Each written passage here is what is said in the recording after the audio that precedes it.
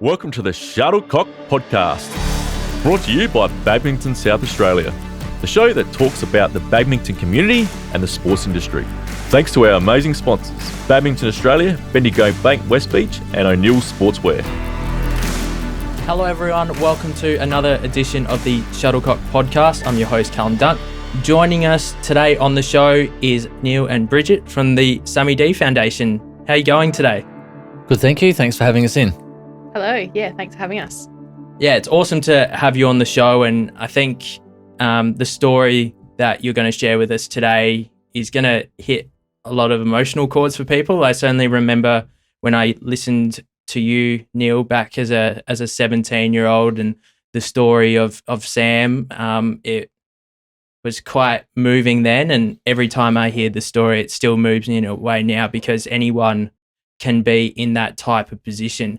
Bridget, would you be able to share with our viewers at home and listeners who may not be familiar with the Sammy D Foundation exactly what the foundation stands for and what you some of the opportunities that you provide? Yeah, sure. I know that Neil will go into a little bit of the history of why we were formed, but our purpose is to end violence by connecting and empowering young people. And ultimately, we aspire that young people can live a life free from violence. So all our work in the community is so that we can have these things happen. Yeah, absolutely. So we have a suite of education programs that look to and seek to end violence in the community. So they start in a school situation where we look at a bullying prevention program. That's 8 weeks. Then we move into that upper primary and middle school all the way through to adulthood, actually, in our violence prevention program. We also have a harm minimisation program with our alcohol and drug education. And then we also mentor at-risk young people too. So we have a breadth of programs that empower young people to live their best lives. Neil, as I mentioned just a little bit earlier, I was a 17-year-old at Emmanuel College listening to you speak, and myself and the 160-odd students that were in the Century Hall at the time were really moved by the story, and it certainly shook us up a little bit for the few hours afterwards. But would you be able to tell us a little bit more about Sam and what he was like? I know from what you said all those years ago, Sam was a very talented sportsman and was on the verge of getting drafted in the AFL. Yeah, well, I talk about Sam every day, and some days are harder than others. When I talk to young people, sometimes I'll do 4 presentations in a day, and the presentation I do is called Impact. That's the impact of what happened to our son. Our son was lucky enough to be a talented sports person. He started off playing soccer. He played state soccer when he was 12. He was playing under 23s when he was 14. And then he got bored with it. He was a goalkeeper. If you're winning 5-0 or something and he's just standing down the other end, and he said, "Dad, can I just go out and play Aussie rules with my mates just till the end of the season?" And he started playing Aussie rules at our local club. His first game, he kicked 6 goal 3. He only played 10 games out of their 18 games, and he come runner-up in their best and fairest. And then South Adelaide rang up and said, "Can your son come out and play for us?" When he passed away, he was 17 and a half. He was 195 centimetres and 95 kilograms. The year that he passed away, one of the Collingwood scouts was talking to us and saying, "Geez, if he's that good after just playing footy for 2 years, imagine how good that he'd be if he come and played for our club." So Sam was going into the draft at the end of that year. He was looking forward to going to the draft.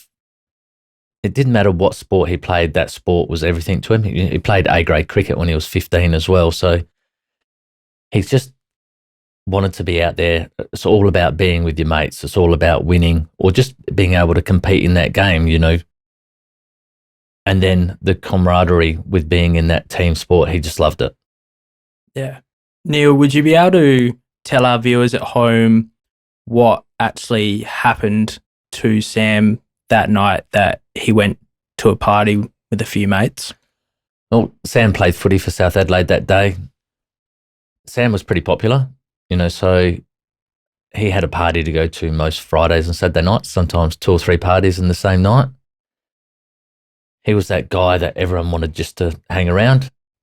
he wasn't perfect. You'd hear me talk about Sam if you like when I talk in a presentation, you'd think he was perfect. He wasn't perfect, but he was our perfect. So he played that footy that day. They won the game. He kicked 5 goals. He was on a high from winning. Come home, got changed, gave Mum a kiss goodbye. See you later, Mum. Mum said, make sure you behave yourself. Don't be an idiot. Got to the party, Kate's 17th birthday party. Went in, was having a great time with his mates. And then it was about 10 o'clock and he said he was going to go out the back and go out the front, and wait for some more mates that had gone to the footy that night. And he went out the front to wait for them. It's about that time when some gate crashers got there. They used different names on the door. They had a door list. So doing all the right things, but, they used different names. They started a few fights out the back. The party got closed down. Sam was still at the front all this time. And his mates were the ones that were getting picked on. Then when they closed the party down, everyone was standing around out the front. He asked the guys, what are you doing, picking on my mates? And push and a shove started. No punches were thrown. They just grabbed each other and were pushing each other around. Then one of those guys ran around from behind and punched him in the back of the head. And he collapsed straight away. His friends started performing CPR on him, got his heart started again because his heart and breathing has stopped. Got his heart started again, and while someone else rang an ambulance. We were waiting at home for Sam to come home, and one of his best friends rang me, said that Sam had been knocked out. I said, look, I'll come down and pick him up. And he said, oh, look, don't worry about coming down here. He's been taken to the hospital. You can just pick him up from the hospital. My wife worked in intensive care at Flinders Hospital at that time, and she had to start work at 7 a.m, so I didn't even wake her up. I just thought I'll just go down and pick him up. But when I got to the hospital, they said, Neil, it's really, really bad. Rang up Nat and told her to come down. And to start off with, they were saying, that he might have had an aneurysm or something. But we knew when the detectives come in, at 3 or 4 o'clock in the morning and started asking questions, my wife, as I said, worked in intensive care and said, these people aren't in here just because he's had an aneurysm. And we knew that he'd been punched. And so, when they said that he wasn't going to make it, that's when you have to make those really bad phone calls, phone calls that, you'd hope most parents would never have to make in their lives. Ring up his mum and dad, Nat's mum and dad, my mum and dad, brothers, sisters, cousins. That day, when he was on intensive care and in intensive care, just on life support, waiting for organ donors to be ready. So, everyone should talk about organ donation because you can help so many people. And, 250 people come into intensive care to say goodbye to Sam. They were lined up down the hallways. They were waiting on the roof, and only 4 people could go in at a time. And we got to that time when it was like all day, we'd been up, obviously, all night with him, and then all day people coming in. And we said from 6:30, no more people allowed in. That would be because they were taking him away at 10:30. And then he started crashing at 6:30. So we didn't really get that time ourselves with him. But it was good that his friends got that time with him because he didn't have a mark on his body. And we had to show his friends what one punch could do. And that night was when we said, we have to do something. We have to make this happen for a reason, and we have to stop this happening to other people. Yeah, it's actually quite hard to listen to that, and I just got a bit emotional sort of listening to that story because, there's been nights where, I've gone out with mates and, mum and dad are just like, oh, make sure you're safe and you come home and, you think everything's going to be all right, but then one incident can simply change some things. And unfortunately, we've seen, a few acts of violence in the last couple of months, particularly on the football field. And, I'm sure the foundation's doing a lot of work to try and stamp those behaviours out and work with, sporting organisations to do that. Yeah, we definitely are. I've heard that story many a times, but it still hits the mark, doesn't it? So the courage to lose I'm even getting emotional now, but to lose your son, to lose a loved one in your life is hard enough, but the courage that Neil and his wife Nat had to start a foundation is something that we take with the Sammy D Foundation team all the time.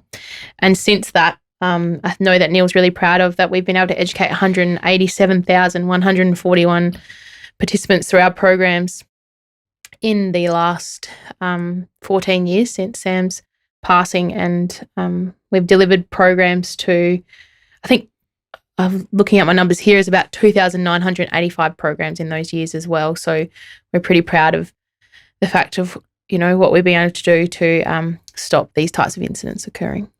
Through the tragic passing of Sam, something positive was able to be created, and that was the Sammy D Foundation. Would you be able to give us a bit of an insight into, some of the different services that you offer? You mentioned schools before, and that's where I got introduced to the Sammy D Foundation. But I know you do a lot of work with sports clubs as well. Well, predominantly most of our work is done in schools, and it's where young people are in a captive audience, and you're able to target your messaging based on age-appropriate information. Neil does, and the team do deliver the Impact program, which is our flagship program. I think mainly because the delivery of Sam's story really does hit the mark, whether it's Neil presenting it or other educators presenting it. Sam's story, is quite unique, but also, like you just said, it can really, resonate with you. So that's definitely one that is still delivered in schools and is very much wanted in schools and needed in schools. And then I mentioned before a couple of our other programs in schools, but yes, our sporting cohorts.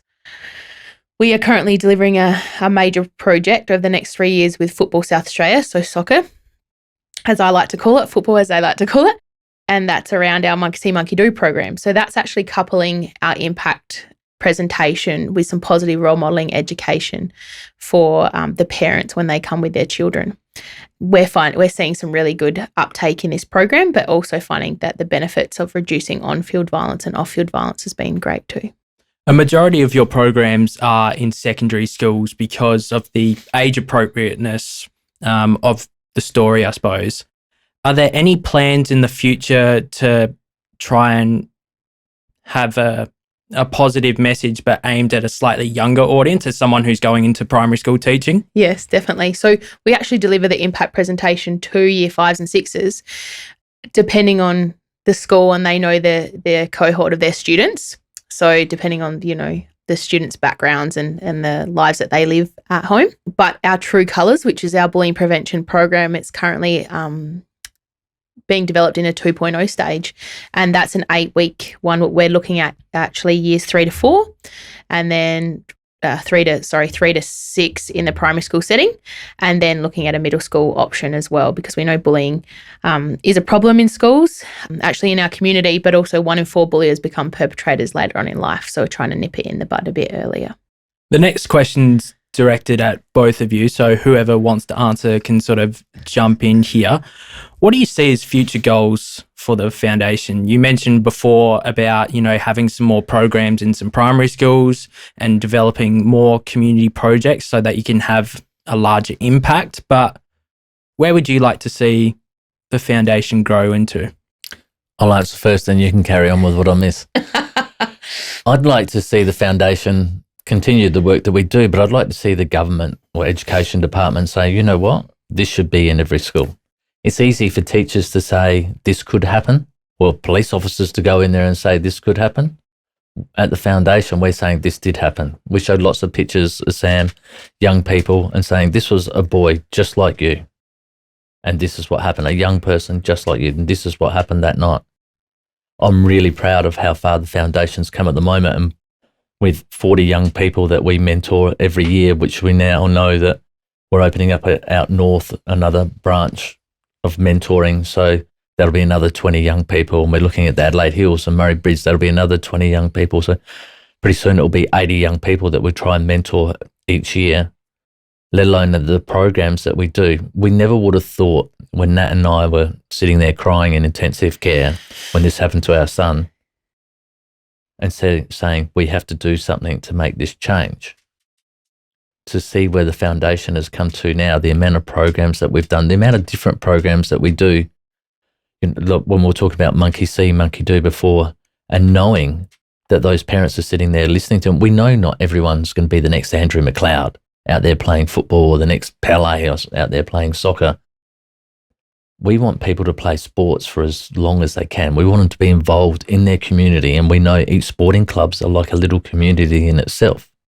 And there's people there that are going to wrap their arms around those kids and mentor them along the way as well. We don't want parents to be the ones that force their kids out of sport by putting too much pressure on those young people.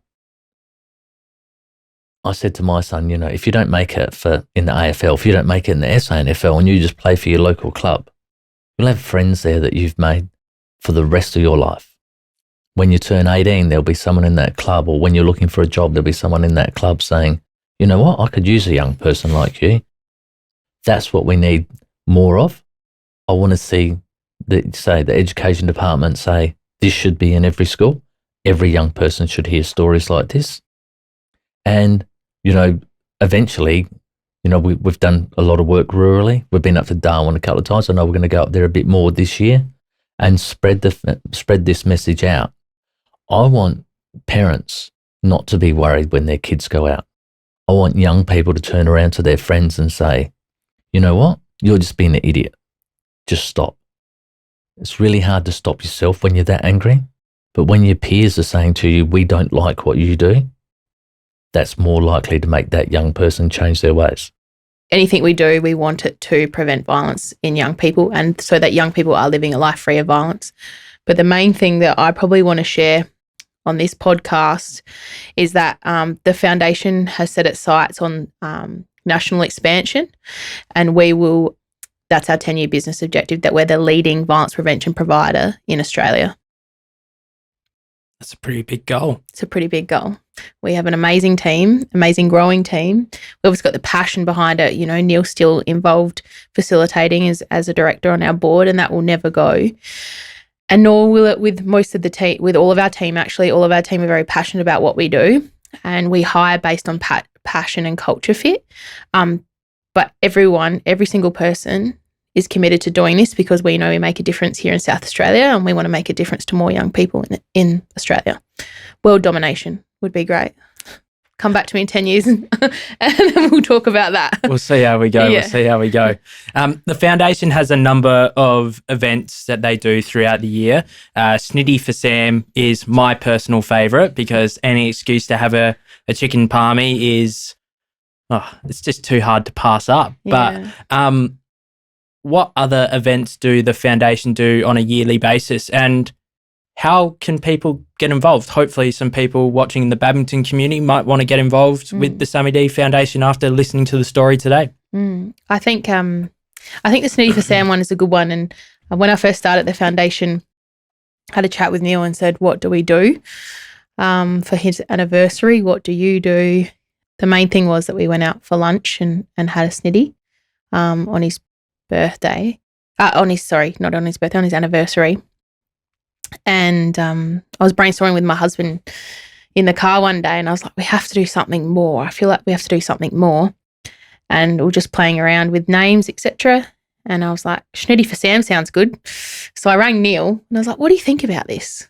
Chicken palmy was Sam's favourite meal. He would have that for every meal if we let him. And so... Sounds like most blokes my age, to be perfectly honest. Yeah.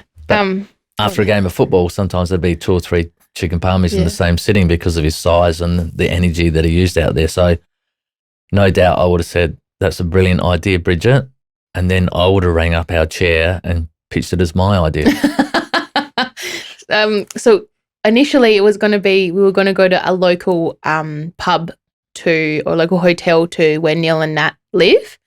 And I asked him what that was, not being from down south. So he gave a hotel name, and so we organised an event there. So we were just going to go and just invite anyone that was connected with Sammy D to come to that. And we didn't realise how well it was going to go. But what I love about that event is it is inclusive. And yes, your sporting clubs, so badminton clubs can get on board, just like Samford Juniors clubs and FSA clubs, or any sporting club really can get on board and have a Snitty for Sam night every year, May 4th or around May 4th. It doesn't have to be on that exact day. And and can really be involved just by, having a Snitty. You don't need a donation, but obviously we ask if you could give a couple of dollars donation through our online fundraiser, take a photo, hashtag Snitty for Sam. And we have a number of people that do it now. Like even we've got a member of Hilltop Hoods that does it. Our ambassadors do it. Darren Lehman, Sam Jacobs and Sasha Glasgow. She even has a Vejo Snitty. Yeah, South Adelaide. Yeah, Vejo Snitty. He loves the Vejo Snitties. South Adelaide, we had Bryce Gibbs, etc. And Matt Broadbent, one of our staff members, do it. So we get lots of people around, definitely in South Australia, but in Australia. But we know thousands of people that do it now. Yeah, thousands, even internationally, which is pretty cool. So I'd like to grow that each year. So that's a really good one where everyone can be involved no matter what your age is. And then we do have a fundraising gala where we showcase our mentoring program each year around the May, June time, which we've just had. And then we have a number of others that they can get involved in. Comedy festival. Our comedy gala. Yeah, comedy gala, where we actually have normally 12 Australian and international comedians that donate their time. And we do our own comedy gala, 3 hours every February in the Fringe. And they donate their time and it's a reasonable price ticket, but all the donations come to us. So that's pretty cool. And that's pretty open to over 18s though. Yeah, I think what I like about it is the comedians all donate their times. Yeah. We never know, because we do it at Fringe Time, so we never know who we're going to have each year. And the managers say, you can't say who we're going to give you until the day. Yeah, so it's a surprise. So, but we've had... It's a lucky dip. Yeah, we've had 100% is. Arj Barker quite a few times. When he's in Adelaide, most times he'll do it for us. Will Anderson, Tom Gleeson. Peter Hellier, Tom Little, I forget her name now. Felicity Ward's done it as well. Fiona O'Loughlain. Yep. Ivan Aristogreta. Yeah. I said his name right. Yeah. And so lots of them will put their hand up and say, yeah, we'll do it for you. Do it on a Sunday afternoon. And we normally sell out every year. It's fantastic. And that's all available on our website or social media platforms as well, which is our website is sammydfoundation.org.au or sammyd.org.au will get us as well. All our socials, we promote that. Just a slight question left of field. Do you have any plans to potentially work with like some NBL clubs or AFL clubs, soccer A-League clubs to try and increase the scope of what you're already doing? We had Ash Manuel, who does Growing with Gratitude, and he was involved with the Adelaide Crows, with St Kilda, with the Tasmanian Jack Jumpers. So are there any kinds of plans to strike up some industry partnerships or further industry partnerships, as I should say? Yes, 100%. We have been running a violence prevention round in Sandfield Juniors and now Football South Australia, and we'll continue to do that, but we would like that on a more bigger scale, and that's a great way of they can promote our cause, but also saying that they're putting a stop to violence as well on and off the field. That's one way. We've got having a number of discussions with lots of different people to become program champions or ambassadors for our cause as well. That could help do that. We deliver programs on scale to clubs, etc., if we're in discussions with them as well. But yeah, that is 100% in the plan with the national expansion. That's awesome. Before I let the two of you go, if people want to support the foundation through some of the events that we've just talked about, or organise an education session for their school or their sports club, what can they do and where can they find you on social media? We are on 4 major platforms. So you'll find us on Facebook, Instagram, LinkedIn and Twitter. And on our website, like I've just mentioned before, you can find our phone number or a contact us page or any direct links to talk to us about booking our programs or supporting us.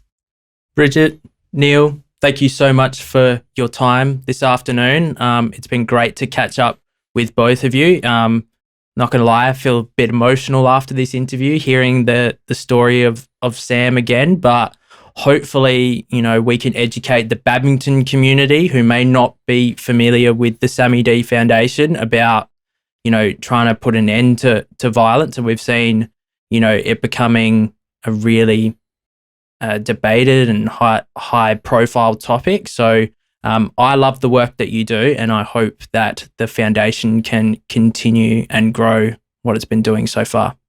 Thanks for having us. Appreciate it. Thanks for having me. And you have changed a bit since you were in year 11. Yeah, I'm sure you recognised me as soon as you walked into the studio today. Pretty sure you were sitting in the third row, about 4 in from the end. Oh, yeah, I've just got such a memorable face, don't I? Thank you so much to those of you who are watching at home. Make sure that you tune in to our next episode. Cheers.